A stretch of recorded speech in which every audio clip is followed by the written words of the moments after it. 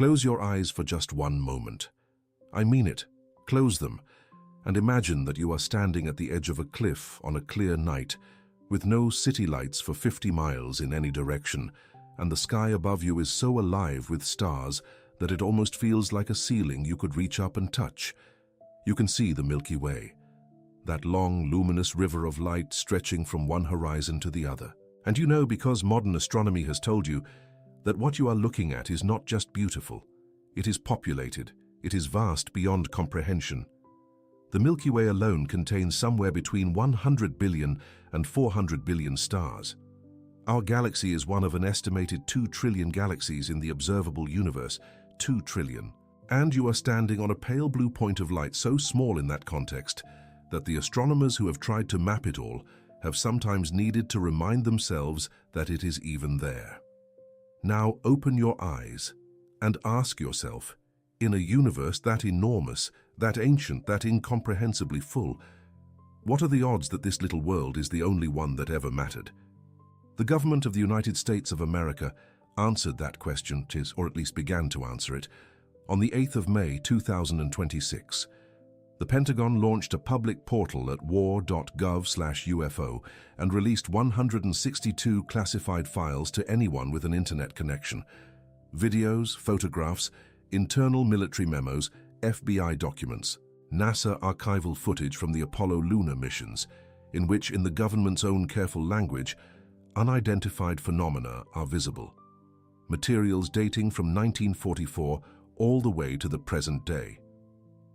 Defense Secretary Pete Hegseth stood before the press and said that these files, hidden behind classifications, had long fueled justified speculation, and that it was time the American people saw them for themselves. And then, because the government's capacity for understatement appears to be inexhaustible, he added that the public could make up their own minds about what it all means. Make up their own minds. As if 162 declassified files documenting unexplained aerial phenomena across decades of military observation was simply a matter of personal interpretation. As if what the data actually contains, objects making 90-degree turns at 80 miles per hour, bronze metallic ellipsoids materializing from bright light and vanishing instantaneously, craft demonstrating hypersonic velocities without a single heat signature or sonic boom, objects filmed near the lunar surface during the Apollo missions, as if any of that falls neatly into the category of something a reasonable person simply decides for themselves, the way they choose a preferred flavor of ice cream. Congress members who received classified briefings before the public release did not seem quite so composed. Representative Burleson described videos of objects moving at speeds that defy physics.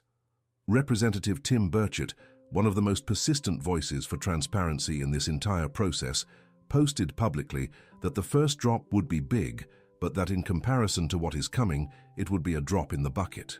He added 2 words that have since echoed across every corner of the disclosure community. Holy crap is coming. A second release is expected in June of 2026. What it will contain, nobody outside the classified system knows. But the language used to preview it does not suggest that what has already been released represents the most significant material. The world looked at these files and held its breath for approximately 72 hours. And then, remarkably, almost inexplicably, most of it exhaled and moved on. The headlines faded. The social media conversation drifted toward the next distraction. A civilization that had just been formally shown evidence that objects of unknown origin and technology have been operating in restricted military airspace for decades, managed within a week to largely file it under the category of interesting and return to its ordinary concerns. But not everyone moved on, and that is what I want to talk to you about today. I want to ask you something before we go any further, and I want you to answer honestly in the comments below. When you saw the news about the Pentagon releasing these files, whether it was the headlines, the videos, the congressional testimony, what was your first feeling? Not your first thought, your first feeling. Was it fear, curiosity, something that felt like recognition? Leave your answer below before we continue. I read every comment. And your answer may help someone else who is wrestling with exactly the same feeling right now. Because for the people of the Advent movement, for those who have walked with the writings of the Spirit of Prophecy, who have sat with the Great Controversy framework until it became not just a doctrine but a lens through which all of reality makes more sense. The disclosure conversation does not produce the same vertigo that it produces in those without that framework. It produces something different, something more complex than simple shock, something that might best be described as a deep, solemn recognition, layered over by a weight of urgency that this message is going to try to put into words. Today we are going to open 4 revelations from the writings of the inspired messenger, 4 things she recorded about worlds that have never fallen, worlds whose inhabitants have never tasted sin, worlds that have been watching this planet with an intensity of interest that we are only beginning to have the conceptual vocabulary to describe. And we are going to place those 4 revelations alongside what the 2026 disclosure files are forcing the secular world to begin contemplating for the first time in public. Before we do that, I want to speak to you directly for a moment, as a brother and as a pastor. This channel is here because brothers and sisters who believe in the Adventist message decided that it deserves a platform that can reach people the local church may never touch. People who are searching, people who are doubting, people who are watching videos about UAP disclosure at 2 in the morning and feeling something they cannot name and wondering whether anyone in the religious world has anything real to say about it. If that is you, or if you know someone like that, please share this message right now. Subscribe to this channel and activate the notification bell so you never miss a new message.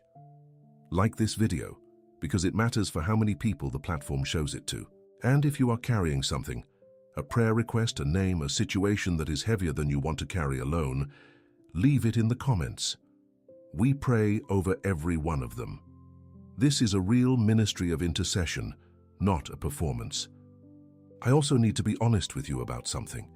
YouTube has, without explanation or appeal, significantly reduced the reach of Christian channels in this season. This ministry stays on the air because of the generous faithfulness of brothers and sisters who have decided it matters.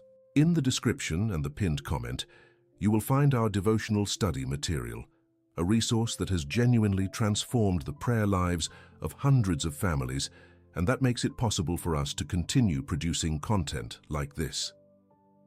For those watching from Brazil, the LivePix support link is in the description, and if you are on mobile, the QR code is on your screen right now. Every subscriber, every share, every purchase, every direct support through LivePix, each one arrives here as a blessing from the Lord, and we intercede in prayer over every person who stands with us. And now, let us open the 4 revelations. The first revelation is the most foundational, and without understanding it, the other 3 cannot be properly seen. It is this: the universe is not a collection of empty space punctuated by rocks and gas. It is a populated creation governed by the law of God, inhabited by beings who have lived in unbroken obedience to that law since the moment of their creation. The inspired writer stated it plainly in the Review and Herald of March the 1st, 1881. Millions of worlds are inhabited. Not might be, not could be, are. Should all the inhabitants of this little world refuse obedience to God, she wrote, he would not be left without glory. He could marshal the starry host of heaven, the millions of worlds above, to raise a song of honor and praise and glory to his name. Millions of worlds, inhabited, singing. And lest any reader imagine that this was simply the theological speculation of a 19th century writer who had no access to the kind of cosmological knowledge that modern astronomy has developed, consider what she added in the Maranatha devotional compiled from the Review and Herald of September the 25th, 1900. She wrote that many seem to have the idea that this world and the heavenly mansions constitute the universe of God. Not so. God has worlds upon worlds that are obedient to his law. These worlds are conducted with reference to the glory of the Creator. Worlds upon worlds, obedient to his law, conducted with reference to the glory of the Creator. That is a picture of a universe that is not merely physical. It is a universe that is moral, structured, purposeful. A universe in which the law of God is not merely a set of ethical guidelines for one small civilization on one small planet, but the organizing principle of an entire creation whose scope we cannot begin to fully grasp. Now hold that picture, and then look at what the 162 declassified files describe. Objects that operate according to physics we cannot replicate, craft that appear to be impervious to the most sophisticated military technology on Earth, impervious to a Hellfire missile, impervious to radar tracking systems that cost billions of dollars to build, impervious to the sonic laws that govern every human aircraft ever constructed. Objects that move between air and water and space, as though the boundaries between those environments do not apply to them at all. What kind of physics allows that? What kind of understanding of the natural world makes those behaviors possible? The secular answer is, we do not know. The spiritual answer, for those with the great controversy framework, is, the physics of a creation whose inhabitants have been in unbroken communion with the author of natural law since the beginning of their existence will inevitably look like this to a race that has been stumbling through a fallen history for 6,000 years. Not because they are magicians, because they are faithful, because they inhabit a universe that has never been fractured by the rebellion that fractured ours, and because a creation in full alignment with its creator operates according to principles that a fallen world has barely begun to map. The second revelation is the one that the inspired writer returned to most frequently, across the widest range of her writings, and it is the one that reframes the entire UAP conversation in a way that is both sobering and deeply comforting. It is this: every eye in the unfallen universe is bent upon this world. She wrote those words in the Review and Herald of September the 29th, 1891. Every eye in the unfallen universe, bent upon this world, this atom of a world as she called it in the same body of writing, this little speck in the vast domain over which God presides.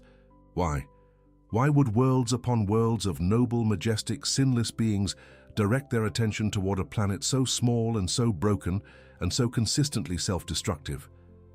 The answer the spirit of prophecy gives is one of the most staggering answers in all of theology. Because what is happening here is not just happening here. What is happening here is the central event of the cosmic history of the universe. Here on this atom of a world, the fundamental question about the nature of God's government is being answered. Here, a controversy that began in the courts of heaven when the brightest and most powerful of the created beings chose rebellion over obedience, a controversy that has drawn the attention of every created intelligence in the universe, is being resolved. Not in heaven. Not on some neutral ground chosen for the convenience of the observers. Here, on this field. This broken, war-torn, corrupted, beautiful, grieved, redeemed, still-standing field, and the unfallen worlds, the inhabitants of those bright and glorious places described in early writings, the noble and majestic beings who bear the image of Jesus and whose faces beam with holy joy. They are watching with the kind of intensity that you can only sustain when you understand what is actually at stake. They are watching a universe-level question be answered in real time, in the history of a real civilization, through the lives of real human beings who are choosing whether to walk with God or to walk away from Him in a world that makes walking away very easy and walking with Him very costly. Here is the question this second revelation puts to every person listening to this message. If every eye in the unfallen universe is watching this world, they are watching you. Not in a surveillance state way that should produce anxiety. In the way that a loving and astonished audience watches something that they have waited for and cared about and prayed for.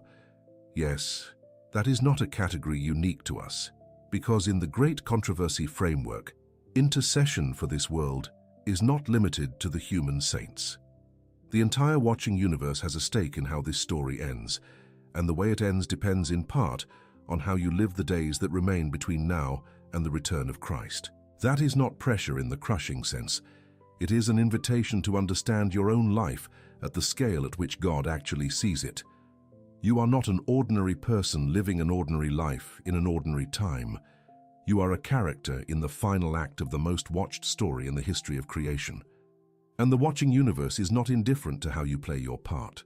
The third revelation is the one that ties the UAP conversation most directly to the cross, and it is the revelation that should permanently change the way you understand Calvary. The inspired writer recorded it in the Review and Herald And the same truth echoes through the pages of the Desire of Ages, and it is this: when Christ cried out from the cross, "It is finished," the unfallen worlds were made secure. Read that carefully. When Christ died, something happened that was not merely about the salvation of fallen humanity.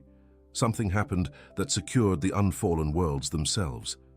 The argument that Satan had been prosecuting before the watching universe, the argument that God's government was arbitrary, that his law was too demanding, that self-denial was unjustly required from created beings, that argument was answered at the cross. Answered permanently. Answered in a way that closed every remaining question in every uninhabited corner of creation. And the inhabited corners of creation understood what had been answered because they had been watching the argument unfold since the moment the rebellion began. The Desire of Ages records that all heaven and the unfallen worlds had been witnesses to the controversy. The same book records that with intense interest the unfallen worlds had watched to see whether the Father would sweep away the inhabitants of this earth in wrath, or would find a way to sustain his love for a fallen race without compromising his justice. And then Christ came, and he bore the penalty in behalf of the human race so that the throne of justice could be eternally and forever made secure. And the cross of Calvary was looked upon by the unfallen worlds, by the heavenly universe, by satanic agencies, by the fallen race, and every mouth was stopped. The cross was a cosmic event. It was not primarily a transaction between one broken human race and its creator, with the rest of the universe looking elsewhere. It was a demonstration on the most visible stage in creation of what the character of God actually is, what his government actually produces, what love that is not dependent on the worthiness of its object actually looks like. And the unfallen worlds, those beings of holy joy who had never needed grace because they had never sinned, they had never seen anything like it. And the spirit of prophecy records that as they contemplate the great price that was paid to ransom man, they are filled with amazement. They are still amazed, right now at this moment. While a government website in Washington hosts 162 declassified files and another tranche is being prepared for June, the unfallen worlds are still looking at the cross in amazement. The cross that is the science and the song of the redeemed through all eternity. The cross that will never lose its wonder, never lose its power to move even beings who live in sinless joy across worlds we have not yet mapped. And that is the cross you are carrying the story of. That is the message the three angels of the 14th chapter of Revelation are proclaiming to every nation and tribe and tongue and people. Not a historical fact about a man who died in Jerusalem 2,000 years ago. The central event in the cosmic history of a universe populated by millions of inhabited worlds. A universe that was watching, and that was secured, and that has been filled with amazement ever since. Does that change the way you feel about the message you have been entrusted with? Because it should. The UAP disclosure is pressing the secular world toward questions it does not have a framework to answer. The Adventist message is the framework. Not as a theological novelty for people who like end-time charts, as the only picture of reality large enough to hold what the disclosure files are pointing toward. The fourth revelation is the one that is most personal, the one that is addressed not to your theology, but to your daily life, your daily choices, your daily walk. And it is this: the unfallen worlds are not merely watching this earth, they are watching the people who claim to follow Christ. In the Review and Herald of September the 29th, 1891, the inspired writer wrote that every eye in the unfallen universe is bent upon those who profess to be Christ's followers. Not the world in general. Those who profess to be Christ's followers. Here in this atom of a world, she continued, an earnest warfare is going on. An earnest warfare, not a polite theological discussion, not a comfortable denominational affiliation. An earnest warfare, watched by every eye in the unfallen universe, being prosecuted on the most closely observed stage in the history of creation. And the question every uninhabited world is watching you answer is not whether you attend church on the right day, though the Sabbath truth matters enormously. It is not whether you can articulate the sanctuary doctrine, though understanding it changes everything. The question they are watching you answer is the same question the great controversy has always been about from its beginning. Can a creature of God living in a fallen world with a nature bent towards self and surrounded by a culture pulling toward every direction except faithfulness. Can that creature, by grace and by daily choice, walk closely enough with God that the character of God becomes visible in them? Can the image of Jesus be seen in a human face? Not perfectly, not without the falls and the returns and the daily dependence on grace that makes the life of a sincere Christian so different from the proud self-sufficiency that the world mistakes for strength. But genuinely, increasingly, in a way that grows more clear over time, the way the face of someone who spends long hours in the presence of a person they love begins to carry something of that person's expression. The beings on those bright and glorious worlds that the messenger of the Lord was shown, the ones whose countenances beamed with holy joy, they bore the express image of Jesus. That was not an accident of their biology. It was the natural consequence of an existence lived in unbroken communion with the God whose image they were made to reflect. They had never eaten of the forbidden fruit. They had never chosen self over God. And so the image remained clear and growing and visible in everything about them. We have eaten the fruit. That is the honest starting point for every human being born into this history. We carry the weight of a nature bent by 6,000 years of accumulated sin, and we live in a culture whose entire gravitational pull is away from the God we were made to reflect. And yet, and this is the most extraordinary thing the great controversy reveals, God has not abandoned the project of making his image visible in human faces. He has not lowered his expectation. He has not settled for a version of his creation that simply avoids the worst rather than becoming the best. He sent his Son into this broken world precisely so that what is impossible without grace would become possible through it. And the unfallen worlds are watching to see whether grace is as powerful as the cross declared it to be. They are watching your marriage. They are watching how you treat the people who cannot do anything for you. They are watching how you respond to the moment when faithfulness costs something real, and compromise would be so much more comfortable. They are watching how you carry the specific burdens of this specific season, the news about disclosure, the acceleration of events that the prophetic calendar pointed to, the quickening pace of the days in which we live. They are watching whether the people who have been given the great controversy framework live as though it is true, or whether they carry it like a doctrine and set it down when the daily choices become difficult. The disclosure files will keep coming. The second tranche is expected in June. Burchett's promise of a holy crap moment has not yet been fulfilled. What he described as coming makes May's release look like a beginning. The cultural conversation is going to continue to widen and deepen, and in that widening conversation, the world is going to need a people who can speak to it, not from a position of having all the technical answers, from a position of having the framework, the map, the story that is large enough to hold what is being revealed. That is you, if you are faithful. Let us bring all of this before God in prayer now. Father in heaven, God of worlds beyond counting, God of the unfallen and the fallen alike, God whose love held the cross together, even when the weight of an entire universe of sin was pressing down upon it. We come before you with hearts that are trying to hold the immensity of what you have shown your people. We have been given, through the spirit of prophecy, a glimpse of a universe far larger, far more alive, far more morally structured than anything the secular world has allowed itself to contemplate. We have been shown unfallen worlds filled with beings of holy joy who bear the image of Jesus and who have bent every eye they have toward this broken little planet because they know what is at stake here. We have been told that when Christ said it is finished, those worlds were made secure, and we have been told that they are watching now, watching us, those who profess to be followers of Christ, in the final act of the great controversy, watching to see whether grace is as powerful as the cross declared. Lord, we confess that we have not always lived as people who know they are being watched by a universe whose hope is bound up with ours. We have carried the great controversy framework like a library book we never quite got around to reading. We have walked past the cross on our way to the next distraction and forgotten, for stretches of time that we are embarrassed to admit, what it cost and what it secured and what it was watched by. Forgive us.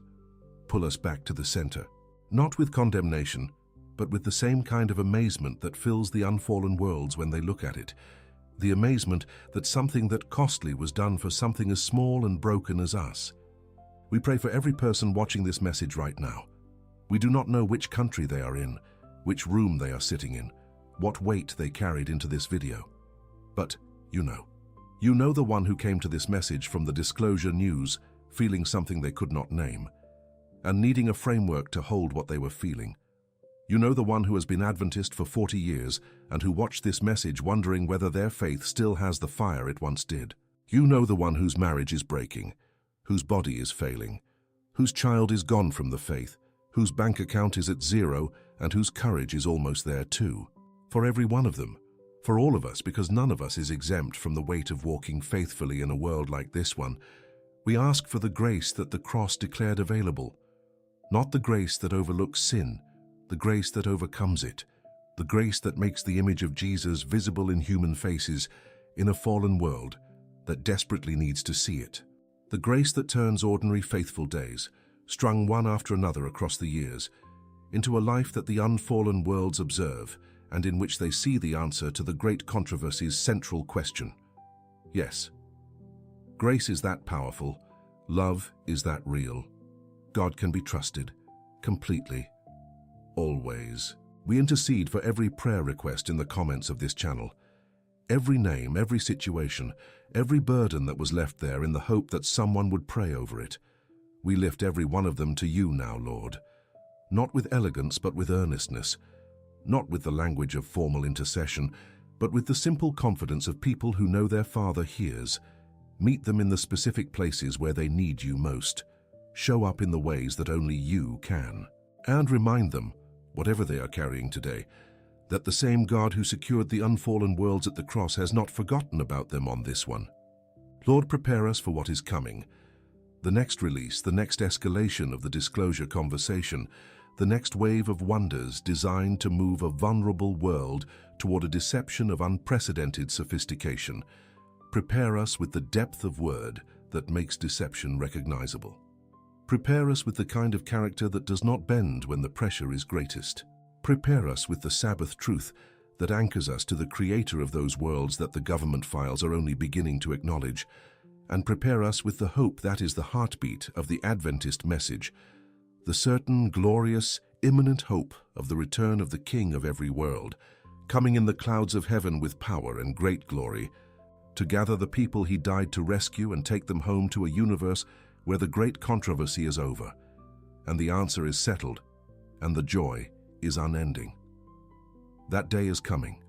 It is closer today than it was yesterday, and the unfallen worlds know it too. In the name of Jesus, Amen. Before you close this message today, I want to leave you with something to carry. The unfallen worlds did not need the cross for themselves, but they will never stop being amazed by it, and they are watching to see if we understand what we have been given. Here is my final question for you, and I want your honest answer. In your daily life, and not in church, not in a Bible study, but in the ordinary moments of the ordinary day, do you feel like someone who is being watched by a universe that cares how this story ends? Tell me in the comments, because I think the way you answer that question shapes everything else about how you live. If this message reached somewhere deep today, please share it right now with someone who needs it. There are people in your world who are watching the news about these disclosures and feeling the vertigo of a universe suddenly larger than they were prepared for. You have something to give them that the news anchors do not. The map, the framework, the story. Give it to them.